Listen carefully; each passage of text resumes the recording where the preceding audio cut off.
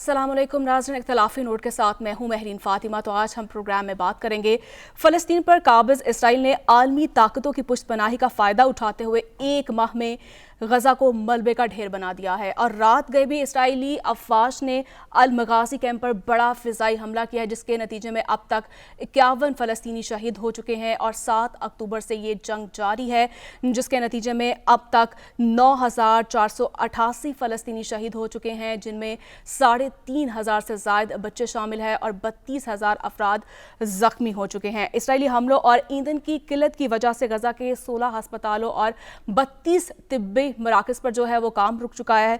तो वहीं आलमी इदारे सेहत के सरबराह ने भी इसराइल की जानिब से गज़ा में अस्पतालों पर किए गए हमलों को नाकाबिले कबूल करार दिया है। तो दूसरी जानिब जनूनी सेहनी सियासतदान अब गज़ा के मासूम शहरियों पर एटम बम गिराने की धमकियां भी दे रहे हैं। तो वहीं दुनिया भर के अवाम अपनी हुकूमतों से इल्तिजा कर रहे हैं, दरख्वास्त कर रहे हैं कि फ़लस्तीनियों की मदद की जाए, लेकिन फ़लस्तीनियों को कोई भी उम्मीद की किरण जो है वो दिखाई नहीं दे रही है। इसी पर अपने पैनलिस्ट की हम राय भी जानेंगे। साहब आपकी तरफ आऊँगी और आपसे सबसे पहले मैं बात करूँगी, जिस तरह से गज़ा में जंग बंदी के लिए आलमी सिफारती जो कोशिशें हैं बेसूद दिखाई दे रही है, क्या गज़ा में जंग बंदी की कोई सूरत जो है वो निकलेगी?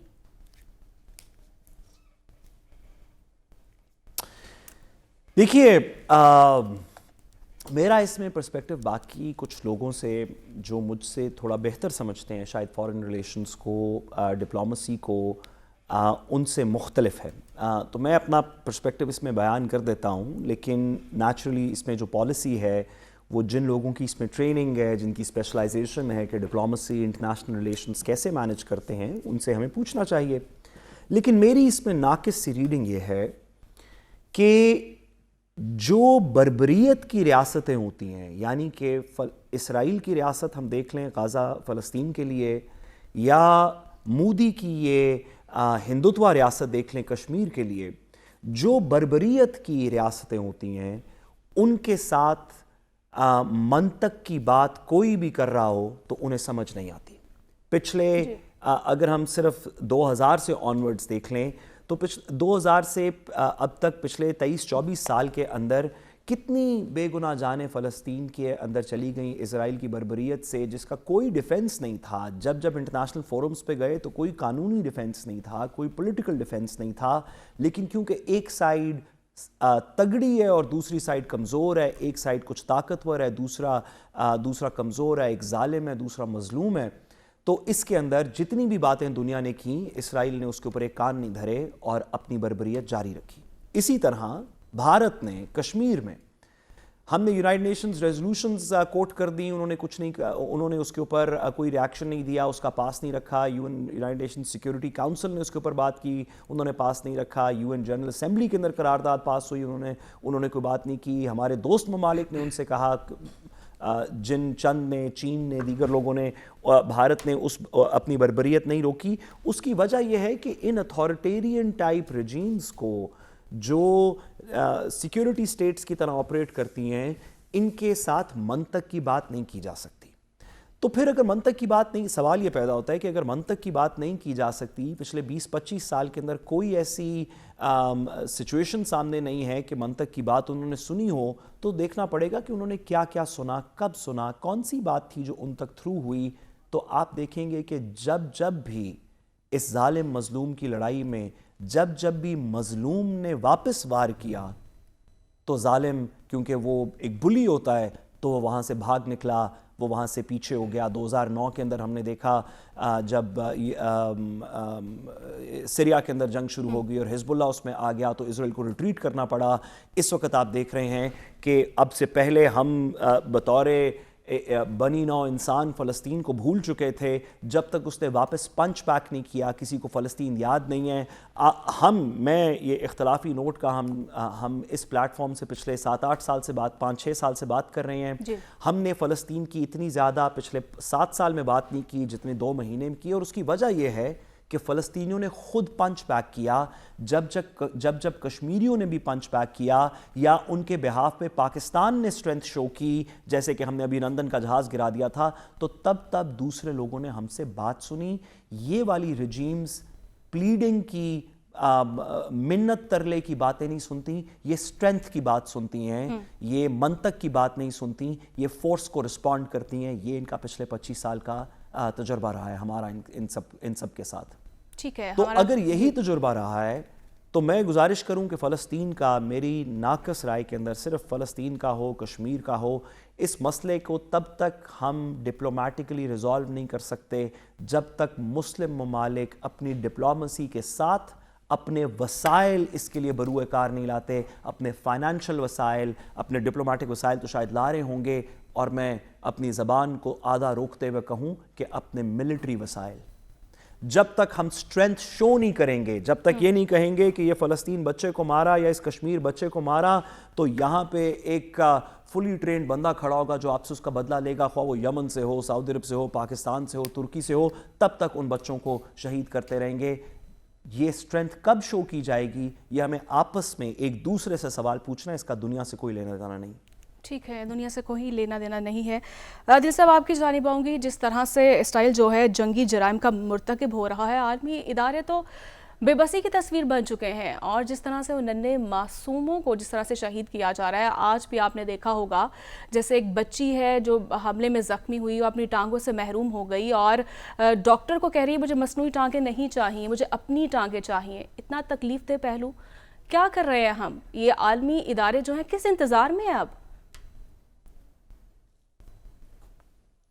आलमी इदारे तो मजाक बन गए हैं, ये तो अब इल्तिजाएँ कर रहे हैं, और इसमें ना सिर्फ मगरबी दुनिया एक्सपोज हुई है, आलमी इदारे एक्सपोज हुए हैं। हमारे जो मुस्लिम ममालिक हैं उनका इत्तेहाद और जो उनके इम्पेक्ट के हवाले से बहुत से जो भरम हैं वो टूट गए हैं। इस वक्त भी अभी की जो डेवलपमेंट्स हैं, जो अमरीकी वज़ीर ख़ारजा हैं ब्लिंकन, उनकी मुलाकात हुई है फ़लस्तीनी सदर से। अब वो बार बार यही इल्तिजा फ़लस्तीनी सदर की जानिब से की जा रही है कि खुदारा ये सीज़ फायर कराएं, ये जंगी जराइम रुकवाएं।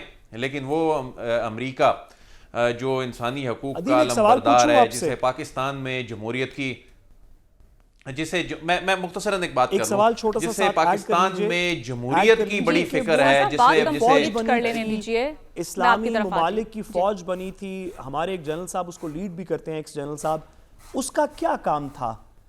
उसका ये काम नहीं था कि मुसलमानों की जहाँ पे इस तरह की नस्ल कुशी की जा रही हो, वहाँ पे वो इस्लामी फौज आके कम अज़ कम लड़नी, अगर लड़े ना भी तो कम अज़ कम ये कहे कि हो सकता है हम लड़ ही लें।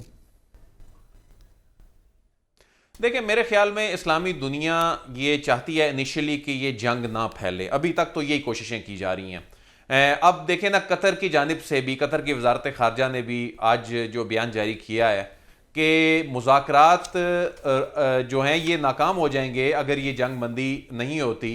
आप वहाँ पर माहौल ही ऐसा पैदा नहीं होने दे रहे। अब ये कह रहे हैं कि पहले जो मगवी हैं उनको बाजियाब कराया जाए, लेकिन कतर ने भी कहा है कि आप पहले जंग बंदी तो करें। लेकिन मसला ये है कि अब जिस तरह मिस्र और उर्दन के वज़राए ख़ारजा ने भी कल जो अमरीकी वज़ीर ख़ारजा की मौजूदगी में कहा कि इसके लिए जंग बंदी करवाई जाए, और अमरीका सिर्फ इस हद तक तैयार है कि ये जो ह्यूमैनिटेरियन एड है सिर्फ एक आर्जी, एक पॉज की हद तक तैयार है, लेकिन वो किसी तौर पे भी जंग बंदी के लिए इसराइल को कायल करने पे तैयार नजर नहीं आ रहा। जब तक वो खुद फरीक बन चुका है, जब तक वो किरदार अदा नहीं करेगा उस वक्त तक ये बज़ाहिर जंग बंदी होती नजर नहीं आ रही। और इसका मकसद बुनियादी तौर पे यही है कि गजा से इनका इनखला, और ये जो बड़ा डिजाइन नजर आता है कि ये एक टेरर पैदा किया जा रहा है, ये मनाजिर तो दुनिया में होने वाली जंगों में, हालिया जंगों में देखे ही नहीं गए, जो जुल्म हो रहा है वहां पर कि सिविलियंस, उनके कैंप, स्कूल, हॉस्पिटल्स तक नहीं छोड़े। तो ये तो जंगी जराइम का लफ्ज भी छोटा है। तो इस हवाले से मैं समझता हूं कि अब जो मुस्लिम ममालिक हैं उनको अपनी फाइनेंशियल रिसोर्सेज और अपनी फाइनेंशियल पावर इस हवाले से इंपैक्ट क्रिएट करने की जरूरत है। अदरवाइज पावर के लिहाज से जिस जानिब आप इशारा कर रहे हैं, मैं समझता हूं उससे तो जंग मजीद बढ़ेगी और जो इस सारे खित्ते को अपनी लपेट में लेगी। अदील, 3 साल के बच्चे शहीद हो रहे हैं यार, कब जंग करेंगे? और क्या होती है जंग? क्या होगा तो फिर जंग होगी? بھائی سوال ہے، لیکن اس کا استغفر اللہ کہہ کے میں سوال کرنا چاہتا ہوں، لوگوں کی جانیں ہیں، یہ لوگ، یہ بچے ہیں، مسلمان ہیں نہیں ہیں، بچے ہیں، کیا ہو جائے گا تو پھر وہ ہم لوگ کہیں گے کہ اب جنگ ہو گئی ہے، ایک واری ہور ماریا تو پھر لڑائی ہوئی. دیکھیں یہ تو اس کا ایک ساتھ صاحب، یہ تو اس کی آخری حد ہے، اس کا جو ایک قدرے ایک آسان پہلو ہے جو آپ کر سکتے ہیں، جو آپ کے اختیار میں ہے. مسلم قوتیں تو اس جانب نہیں جا رہی، اس جانب جاتی دکھائی نہیں دے رہی. یہ تو اور زیادہ تشویشناک بات ہے. جی ٹھیک ہے، افسوسناک بات ہے یہ. حسن صاحب، جس طرح سے امریکی وزیر خارجہ مصر، اردن اور سعودی عرب کے نمائندگان سے ملاقاتیں بھی کر رہے ہیں، آج انہوں نے جو ہے فلسطینی صدر سے بھی ملاقات کی ہے، یقین دہانی ایک طرف وہ کروا رہے ہیں، وہ کہہ رہے ہیں کہ جو ہے ہم اس تنازع کا حل چاہتے ہیں، ایک طرف وہ امدادی جو فوجی ایڈ بھیجی جا رہی ہے، کیا یہ دوہرا معیار نہیں ہے؟ کیا مسلمانوں کو تقسیم کرنے کی کوشش کی جا رہی ہے؟ دیکھیں، ہر طرف لاشیں ہیں، خون ہے، خوف ہے، موت کا رقص ہے، اور یہ ایک دوسرے سے ملاقاتیں، یہ کاغذی کاروائیاں، یہ جلسے جلوس، یہ اجلاس، سب دکھاوے کی حد تک ہے. یہ سمجھے کہ پورے خطے میں کیا پوری دنیا میں ماتم بچھا ہوا ہے، اور مجال ہے کہ یہ جو سپر پاور، عالمی طاقتیں، اور یہ بے شک عرب لیگ ہو، ہمارے مسلم کنٹریز ہوں، سب یہ دکھاوے کی حد تک ہیں. عملی طور پہ سوائے ایک آدھ کے کچھ بھی کوئی نہیں کر رہا. لمبی لمبی ان کی تقریریں اٹھا لیجئے اقوام متحدہ کے اجلاسوں میں، OIC کی کانفرنسوں میں، ان سے ملاقاتوں میں ایسے ہمدردی والے بیانات جاری کریں گے کہ شاید ان سے زیادہ قریب اور فلسطین کے آگے ہے ہی کوئی نہیں. آپ ویڈیو دیکھتی ہیں، جو ویڈیو ہمت نہیں پڑتی، جو درد دل رکھنے والے شخصیات سے افراد ہیں وہ ویڈیو نہیں دیکھ سکتے. کس طریقے سے معصوم بچوں کے ساتھ، آپ اندازہ کریں، شہیدوں پر جو ہے وہ قبروں پر، شہیدوں پر، قبرستانوں پر بمباری کی جا رہی ہے. اور ایک طرف ہم یہ باتیں کرتے ہیں، ایمبولینس کو نہیں چھوڑا، اسکولوں کو نہیں چھوڑا، مساجد کو شہید کر دیا، ہسپتالوں میں، پناہ گزینوں میں، وہاں تک کے حالات، کیمپوں کو نہیں چھوڑا، وہاں پر بمباری کی گئی. اور دوسری طرف یہ بات کرتے ہیں کہ ہم انسانی حقوق کے علمدار، یہ تنظیمیں کہاں گئی؟ وہ بڑی بڑی تنظیمیں، بڑی بڑی NGOs، وہ جو بڑے بڑے دعوے کرتی ہیں، وہ جو 5-5 ہزار پر مشتمل رپورٹیں تیار کر کے UNO کے جو ہے وہ ٹیبل پر رکھا کرتی ہیں، سب کو اڑا کر رکھ دیا. مجال ہے کہ کسی نے کہ جو ہے وہ کسی کے کار میں رینگ بھی ہو، کچھ بھی ان کو ہلکی سی بھی ان کو ہوش آئی ہو، بے حسی کا عالم چیک کرے. لیکن حسن صاحب، عالمی ادارہ صحت کیا کر رہا ہے اس میں؟ یہ کیا کر رہا ہے؟ ان کا کوئی کردار نہیں ہے. اور جو چند ایک افراد ہیں، میں صرف چند ایک بیانات آپ کے سامنے رکھنا چاہتا ہوں کہ یہ امریکہ اور یورپی ممالک اور اس طرح کے کنٹریز کس طریقے سے اسرائیل کو سپورٹ کر رہے ہیں. ان کے گھروں کے اندر سے آوازیں اٹھ رہی ہیں. ہم تو آواز اٹھا رہے ہیں، پاکستان، دیگر اسلامی ممالک. ایک طرف تو سعد رسول صاحب جو بات کرے وہ بہت امپورٹنٹ ہے. اسلامی ممالک کی افواج کدھر گئی؟ وہ جو ایک بنائی تھی قیام امن کے لیے، 193 ممالک کی مشقیں ہوا کرتی ہیں، کبھی کس کنٹری میں ہو رہی ہیں، وہ کہاں پر ہیں؟ وہ کہاں ہیں؟ وہ بتائیں، وہ 193 ممالک کی کنٹریز کا وہ افواج کے، وہ فوجوں کے دستے کہاں کھڑے ہیں؟ آج یہاں پر فلسطینوں میں سرعام قتل مقتل گاہ بنی ہوئی ہے. مجال ہے کہ کسی نے یہ سوچا ہو کہ ہم اس طرف جو ہے وہ قدم اٹھائیں. یہ امریکی سینیٹر کا بیان دیکھیے، سابق صدارتی امیدوار ہیں برننگ.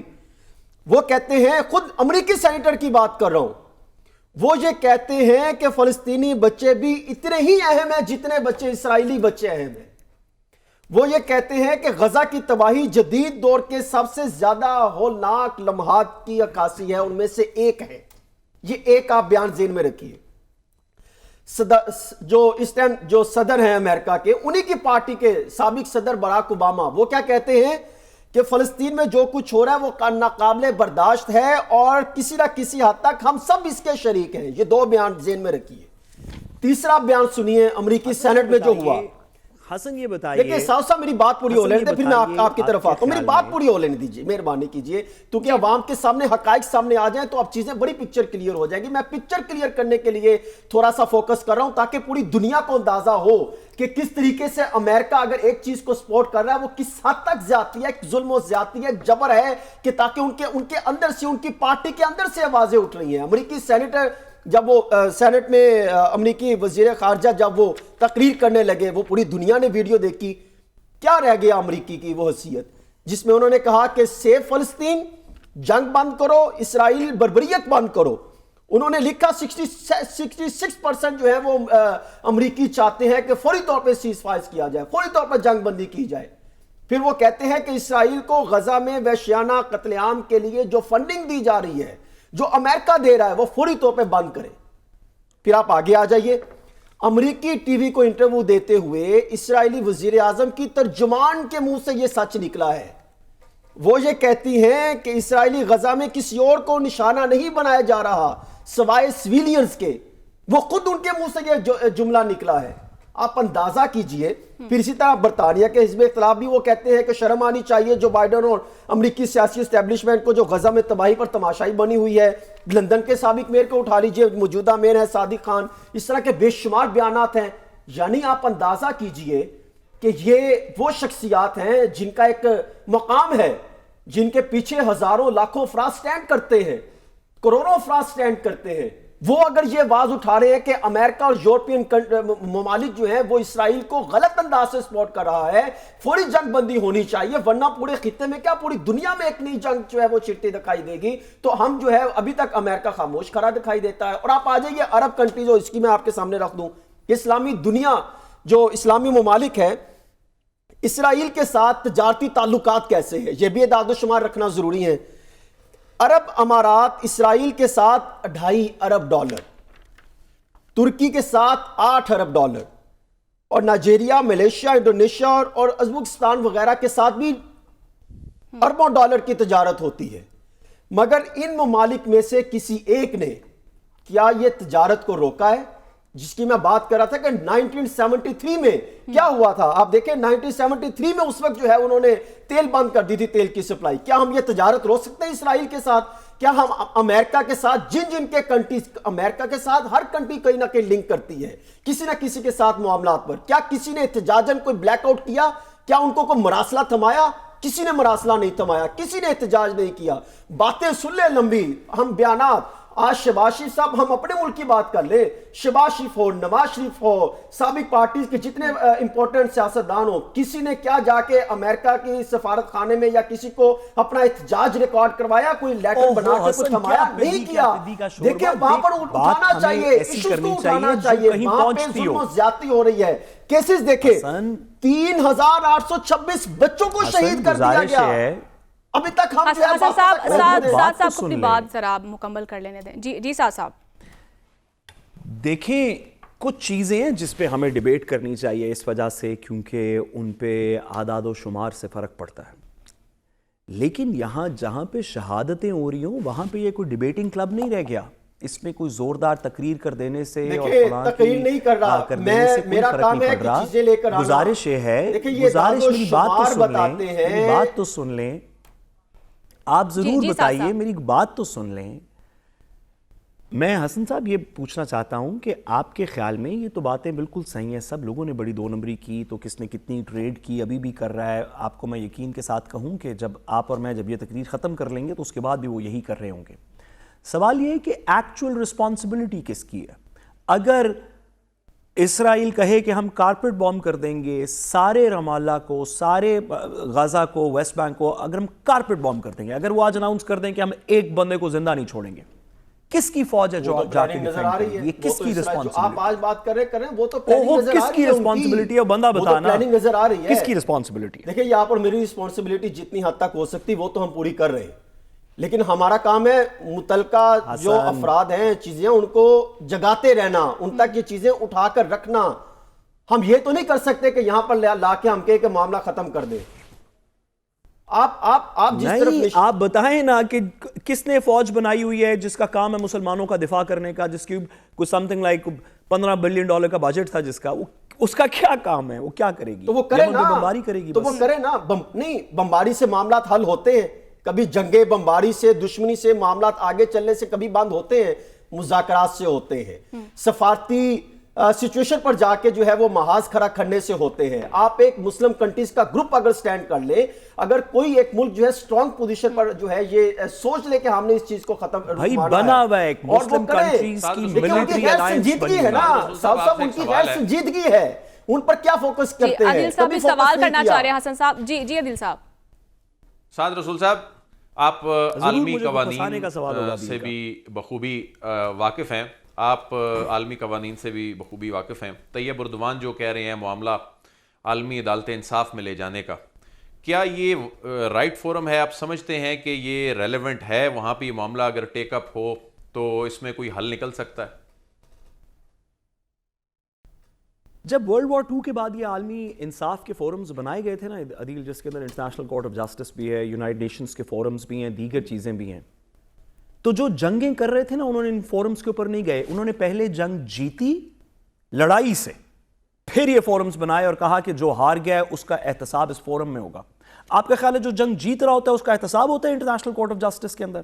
جارج ڈبلیو بش کا احتساب ہو گیا جس نے کہا کہ ویپنز آف ماس ڈسٹرکشن ہے. جب جنگ ہو رہی ہوتی ہے تو جنگ کرنی پڑتی ہے, بحث نہیں کرنی پڑتی. ہم نے ایک افواج مسلم ممالک کی کہہ کے بنائی, اس کی فنڈنگ کی, اس میں سارے مسلم ممالک نے ریسورسز ڈالے, جو پیسے دے سکتے تھے پیسے ڈالے, جو پرسنل دے سکتے تھے پرسنل ڈالے, جو ٹریننگ دے سکتے تھے ٹریننگ ڈالے, جنہوں نے یہ مسلمانوں نے مل کے کیا. اس کا ایک بڑا زبردست ایجنڈا ہے کہ ہم, اس کے بہت سے ایجنڈاز ہیں لیکن اس کا ایک ایجنڈا یہ ہے کہ ہم مسلمانوں کا دفاع کریں گے اس طرح کی سچویشن کے اندر. تو ہمیں پوچھنا چاہیے ڈائریکٹ سوال, امریکن سینیٹر سے نہیں, یونائٹڈ نیشنز کے سیکیورٹی کاؤنسل ریپورٹور سے نہیں, اس جج سے نہیں جو انٹرنیشنل کورٹ آف جورسٹ کے اندر پتہ نہیں کس ملک کی سفارش کے اوپر لگایا گیا تھا, اپنے بندوں سے جن کو ہم نے عام کیا ہے اس چیز کے لیے کہ وہ یہ بربریت روکیں گے کہ کیوں کشمیر میں نہیں آ رہے, کہ کیوں فلسطین میں نہیں جا رہے, وجہ کیا ہے, کیا ہوگا تو جنگ کریں گے, کتنے بچے مریں گے, پھر کہیں گے کہ یار کل سے جنگ ہے. صاحب آپ جو بات کر رہے ہیں کہ عالمی قوانین اگر بنائے گئے تو پھر کس لیے بنائے گئے, جب اس پر عمل درآمد ہی نہیں کرنا, وہ پھر دکھاوے کی حد تک رہ گئے. کون سے عالمی قوانین؟ عالمی قوانین ہوتے تو فلسطین پچھلے 70 سالوں سے اس طرح پس رہا ہوتا. عالمی قوانین آپ بات کرتے رہے ماضی میں, آپ بات چیز نشاندہی کرتے رہے کہ اقوام متحدہ میں آواز اٹھائی جائے, اویسی میں معاملہ اٹھایا جائے, عالمی قوانین کے معاملات کو اٹھایا جائے, کشمیر پر بات کرتے رہے یا فلسطین کی. آج جب بات کسی اور سے میرے پاس وقت کم ہے. جی صاحب جلدی آپ. جی حسن, قانون کی بات ہے نا, اگر سن لے گا تو تھوڑی سمجھ آ جائے گی. جی جو انٹرنیشنل لا ہے وہ بہت ساری چیزیں ڈٹرمن کرتا ہے. گزارش, سن لینا یار, انٹرنیشنل لا بہت ساری چیزیں ڈٹرمن کرتا ہے. انٹرنیشنل لا ڈٹرمن کرتا ہے کہ میری ٹائم افیئرس کیا ہیں, کون سا شپ جب کارگو لے کے جا رہا ہوگا کہاں پہ اگر خراب ہو گیا کس کی رسپانسبلٹی ہوگی, کون چیز کس چیز کو ٹیکس کرے گا, کون کس چیز کو نہیں کرے گا, انٹرنیشنل واٹرز کیسے آپریٹ کرتے ہیں, ٹریڈ روٹس کیسے آپریٹ کرتے ہیں, ورلڈ ٹریڈ آرگنائزیشن کیسے چلے گی. ان تمام چیزوں پہ انٹرنیشنل لاز بھی ہیں. ان تمام چیزوں کی جب وائلیشن ہوتی ہے تو انٹرنیشنل قوانین کی کو امپلیمنٹ کرنے کے لیے انٹرنیشنل عدالتیں موجود ہیں. لیکن عدالتیں جنگیں نہیں روکتی. کون سی جنگ ہے تاریخ کے اندر جو عدالت نے روکی ہو؟ کون سی جنگ ہے جس کے اندر آپ نے قانون کا سہارا لے کے مظلوم کو بچا لیا اور ظالم سے, اس وجہ سے کہ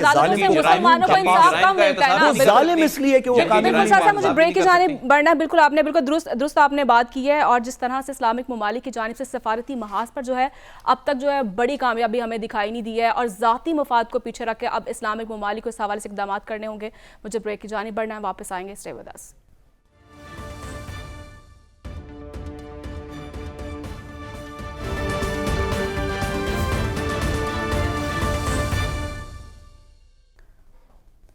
ویلکم بیک ناظرین, اور بات کریں گے ملک کی معیشت اس وقت مکمل طور پر IMF کے شکنجے میں ہے.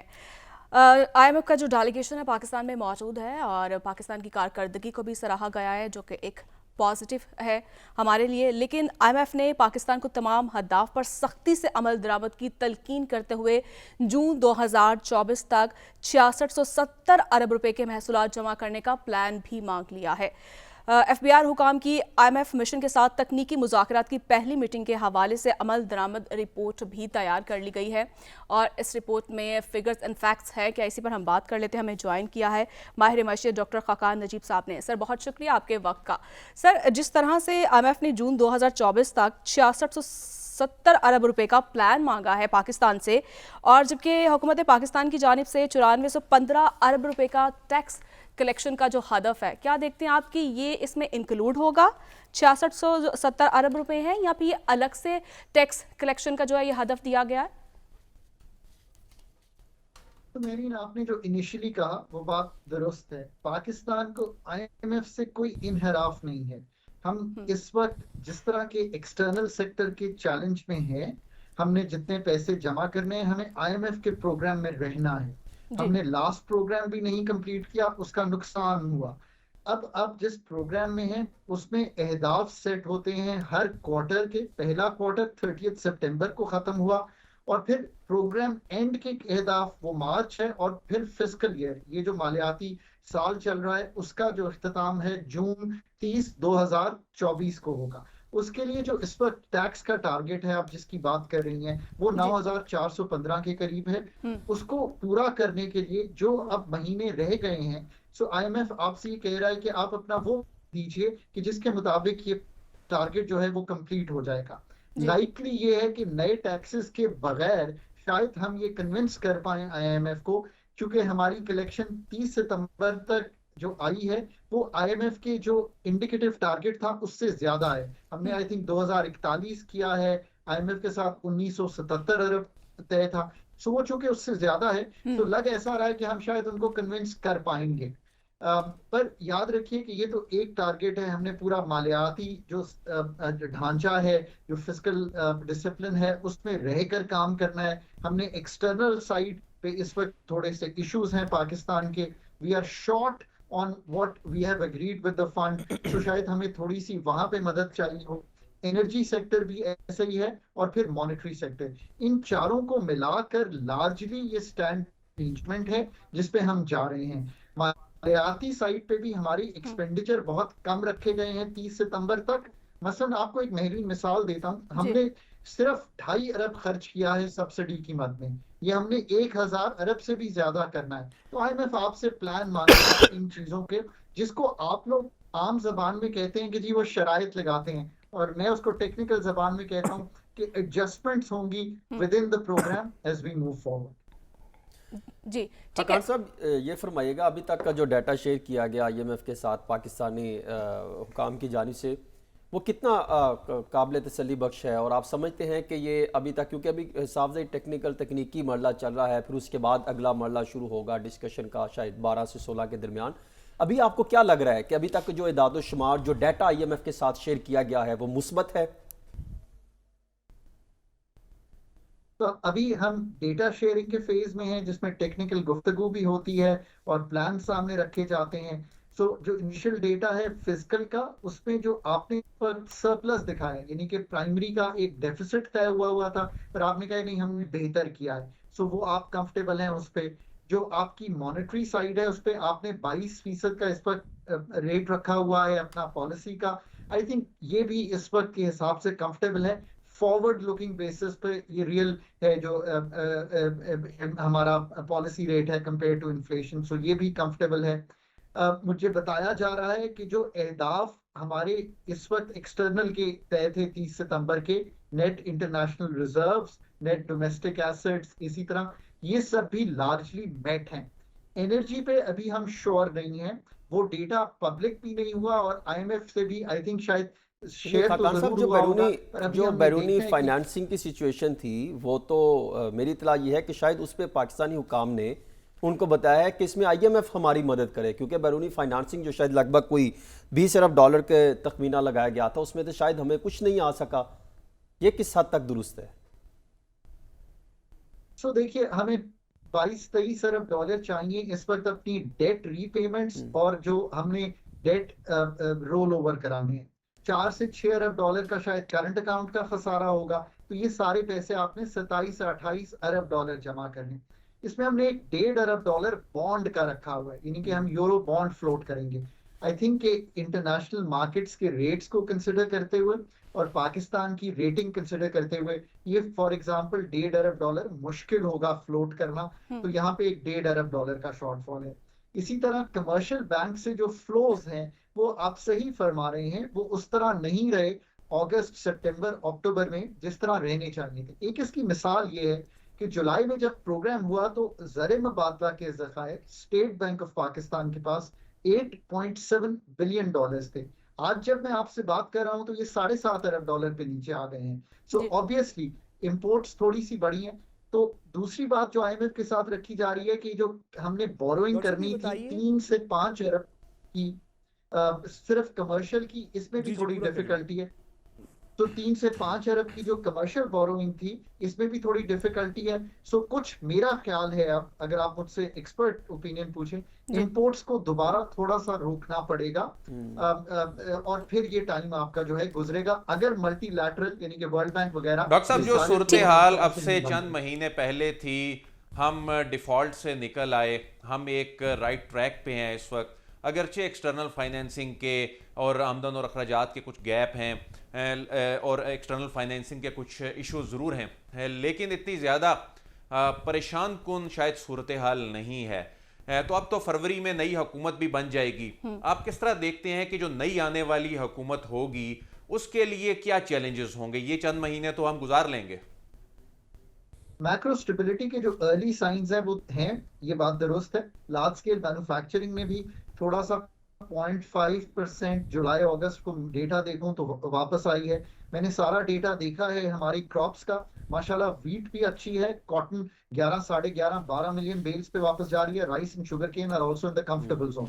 सो एग्रीकल्चर का भी इम्पेटस जो है डॉक्टर साहब, ये जो आप एग्रीकल्चर की बात कर रहे हैं, जैसे कि आप जानते हैं, सॉरी कथा कलामी की माजरत थोड़ा ऐड कर लीजिएगा सवाल, जैसे कि आप जानते हैं कि एग्रीकल्चर का एक स्टेट वाइड इनिशिएटिव है जिसके अंदर बहुत सा काम किया जा रहा है, SIFC की भी उसके अंदर स्ट्रेटेजिक अम्ब्रेला इन्वॉल्व है। उसके अंदर एक एक्सप्रेस हदफ यह है कि जैसे हम एग्रीकल्चर थोड़ा सा बेहतर करेंगे तो ये एक, अगर एक्सपोर्ट ना भी हो सके तो ये इम्पोर्ट सब्स्टिट्यूशन होगी। जब अगर हमारी बम्पर क्रॉप्स आती हैं और हम ज़्यादा एरिया जो अब हम कल्टिवेट कर रहे हैं उसकी तरफ जाते हैं, ये ग्रीन रेवोल्यूशन आती है पाकिस्तान में इंशाल्लाह, तो इंपोर्ट सब्स्टिट्यूशन ये IMF प्रोग्राम में कैसे फिट होती है? क्या जितना हम ज़्यादा कर रहे होंगे इंपोर्ट सब्स्टिट्यूशन उतनी फंडिंग रिक्वायरमेंट कम हो जाएगी? ये कैसे फिट होगी लार्जर इकोनॉमिक प्लान में? तो इट्स वेरी सेंसिबल क्वेश्चन, इसलिए कि ये बात दुरुस्त है। देखिए, अगर लो हैंगिंग फ्रूट पाकिस्तान के पास कोई है, और मैं ऐसे वर्ड्स बिल्कुल यूज नहीं करता, बट मैं एग्रीकल्चर के लिए ये जरूर यूज करता हूँ। 60,000 एकड़ शायद इस वक्त है जो SIFC के अंडर कॉर्पोरेट फार्मिंग के लिए इस्तेमाल के लिए आगे चला गया है या उसके एक्चुअली इसके अंदर SIFC के प्लान्स के मुताबिक तो 4 मिलियन प्लस एकड़ है इंशाल्लाह। जो ओवरऑल प्लान है कि 3 से 5 साल में, वो इससे भी बड़ा है। आप बिल्कुल सही फरमा रहे हैं, बट जो आई थिंक जिस पे मूव हो गए हैं हम, वो शायद ये है। अच्छा, अब अगर आप इसको इस तनाजुर में देखें कि इसी के अंडर एक और काम हो रहा है, उसका नाम है लैंड इंफॉर्मेशन मैनेजमेंट सिस्टम्स। उसमें जो एग्रीकल्चर एक्सपर्ट हो रहा है उसकी पैदावारी सलाहियत को बढ़ाया जा रहा है लिम्स के नाम से। So that for me that's really really important, right? That is the work you are already doing, that is the work जो आप अंडरटेक कर रहे हैं। अगर आप उस वर्क को यील्ड्स को बढ़ा सकते हैं, पानी का इस्तेमाल बेहतर कर सकते हैं, उस प्रोड्यूस को जो 33% वेस्ट हो जाती है पहुंचते हुए टू द मार्केट, उसको बेहतर कर सकते हैं, तो आप देखिए कि कितना बड़ा इंपेटस तो वहीं पे आ सकता है। और ये सरमायाकारी जो है कब से मुतवक्के होगी? IMF को कैसे इंपैक्ट करेगी, जरा ये एक्सप्लेन कीजिएगा कि ये जो इंपोर्ट सब्स्टिट्यूशन होगी, एफिशिएंट यूज ऑफ वाटर होगा, दीगर इस तरह की चीजें होंगी, ये हमारे IMF प्रोग्राम को बेनिफिट कैसे करेंगी? हमें उसमें से क्या चीज ईज आउट हो जाएगी इस एफिशिएंट वाटर यूज, लिम्स, दीगर इस तरह की चीजों की वजह से, जो ग्रीन रेवोल्यूशन है उसकी वजह से, उसकी पर्सपेक्टिव? एक तो ये कि you've taken my very thoughts. Pakistan is ripe for second green revolution. जब 60 की दहाई में आया था तो हम वीट में खुद कफील हो गए थे। सो एक तो ये बिल्कुल दुरुस्त आपकी बात। दूसरी बात ये कि ये कैसे करेगी, ये जैसे मैंने कहा कि इंपोर्ट्स को, मैंने आपको, अगर मैंने अपनी गुफ्तगू में कहा कि हल क्या है एक्सटर्नल को मीट करने का, कि थोड़ी सी इंपोर्ट्स को कर्व करना पड़ेगा। $10 अरब की फूड एंड एग्रीकल्चर की इंपोर्ट है। लेट्स से हम वीट नहीं मंगवाते, लेट्स से हम अपनी एडिबल ऑयल की इंपोर्ट को तोड़ते हैं, लेट्स से कि हम कॉटन नहीं मंगवाते, $2-3 अरब की तो हम कॉटन ही इस साल बचा लेंगे। अगर आपका एग्रीकल्चर पिकअप करता है, जिसको आप इंपोर्ट सब्स्टिट्यूशन कहते हैं, मैं कहता हूं कि फूड सिक्योरिटी जितनी कायम करेंगे तो ना सिर्फ ये $10 अरब आपको कम खर्च करने पड़ेंगे, बट कि आपने बनना है अगले 5 साल में फूड सिक्योरिटी की basket for the middle east. That's the plan. The corporate Absolutely. farming Food is all basket. about it. ठीक है। सर Invest IMF में क्या planning होगा, आपने। इसका कॉन्सिक्वेंस IMF में क्या होगा, जरा ये एक्सप्लेन कर दीजिएगा, इसका बेनिफिट पाकिस्तान को IMF प्रोग्राम में क्या होगा। सो लेट्स से कि हम $3-4 बिलियन की फूड की इंपोर्ट सब्स्टिट्यूशन करते हैं, फूड सिक्योरिटी थोड़ी बढ़ाते हैं, मे बी एक्सपोर्ट्स इंशाल्लाह ये लाइफ स्टॉक वगैरह के अंदर करनी शुरू कर देते हैं, एग्रीकल्चर में भी। IMF प्रोग्राम से हमें इसमें बेनिफिट कैसे हम इसमें ड्रॉ कर सकते हैं? जो आपका 27-28 अरब डॉलर आपको चाहिए वो 25 रह जाएगा। तो अगर वो कम हो जाती है तो आपकी एक्सटर्नल फाइनेंसिंग कम हो जाती है, तो आपका जो प्रोग्राम है वो आसानी से चलना शुरू हो जाता है। सो जो बैलेंस ऑफ पेमेंट्स का क्राइसिस है वो थोड़ा ईज कर जाता है। आपकी फॉरेन फंडिंग की रिक्वायरमेंट्स, डेट बोरोइंग की रिक्वायरमेंट्स कम हो जाती हैं। आपके रुपए को तकवीयत मिलेगी अगर आपकी सप्लाई साइड बेहतर होगी। ठीक है, आपके रुपए को जो है वो तकवीत मिलेगी। बहुत शुक्रिया बाहर मशीद डॉक्टर खकान नजीब साहब हमारे साथ मौजूद थे। और ब्रेक के बाद बात करेंगे IMF ने फिर एक बार से जो है इस्लाहात की बात की है और क्या वाकई निगरान हुकूमत जो है उसने इस्लाहात की हैं, इसी पर बात करेंगे लेकिन ब्रेक के बाद।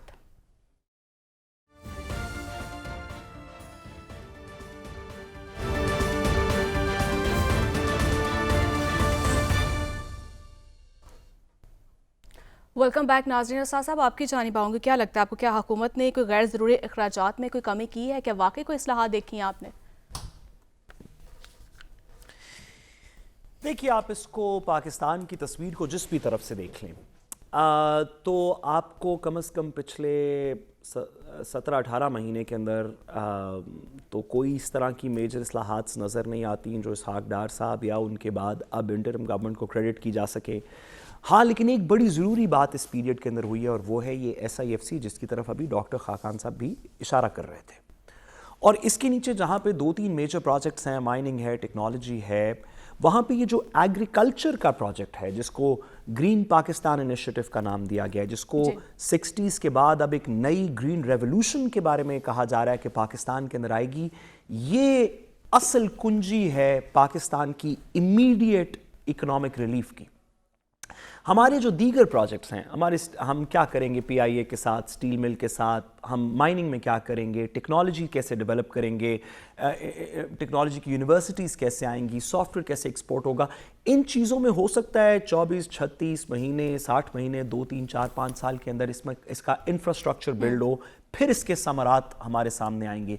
लेकिन एग्रीकल्चर में, लाइफ स्टॉक में, डेयरी में, ये जो ग्रीन पाकिस्तान इनिशिएटिव है, इसके अंदर तो समरात आप देखेंगे कि चंद हफ्तों के अंदर, चंद महीनों में आपको नजर आते हैं। ठीक है, समरात जो मिलना शुरू हो जाएंगे चंद महीनों में। साथ साथ आपका कमेंट आ रिजॉल्व है जी, जो पाकिस्तान का इकोनॉमिक रिलीफ है। आदिल साहब, आपकी तरफ आऊंगी, क्या देखते हैं आपके IMF बार बार जो है यही मुतालिबा कर रहा है कि इस्लाहात की जाए, लगता है आपको कोई इस्लाहात हुई हैं?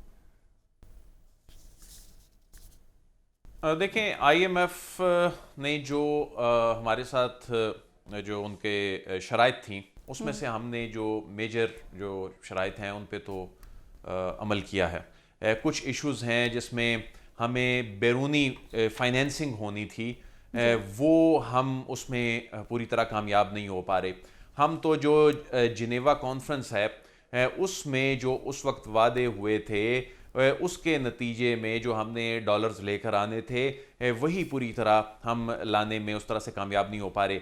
हमारे जो आमदन और अखराजात हैं उसमें फ़र्क जो है वो 20% तक है, उसको हमने कम करना है। लेकिन जो इससे ज़्यादा बड़े इश्यूज़ थे उनको हमने बहरहाल एड्रेस किया है। हमने एनर्जी सेक्टर में, हमने टैक्स के हवाले से जो अहदाफ हैं उसमें हमने डिलीवर किया है और अल्हम्दुलिल्लाह पाकिस्तान इस वक्त बिल्कुल राइट डायरेक्शन में है। कोई ऐसा वो जो हम सुनते थे ना चंद महीने पहले कि खुदा न खास्ता को डिफॉल्ट हो सकता है, अब उस सिचुएशन से निकल आए, एक जिम्मेदार सिचुएशन से बाहर निकल आए। बिल्कुल आदिल साहब, आपको कमेंट आ चुका है। इस बात को मैं मुझे इसमें ये बस ये बात खत्म कर लेने दीजिए। उन्होंने ये कहा कि इस वक्त हम जिस तरह जिन अहदाफ पे हम चल रहे हैं, जून तक हमें किसी किस्म का कोई मसला नहीं है। बड़ी क्लैरिटी से पाकिस्तान जो है वो कामयाबी से उन अहदाफ की जानिब जा रहा है कि ये प्रोग्राम ख़त्म करने के बाद भी इवन आगे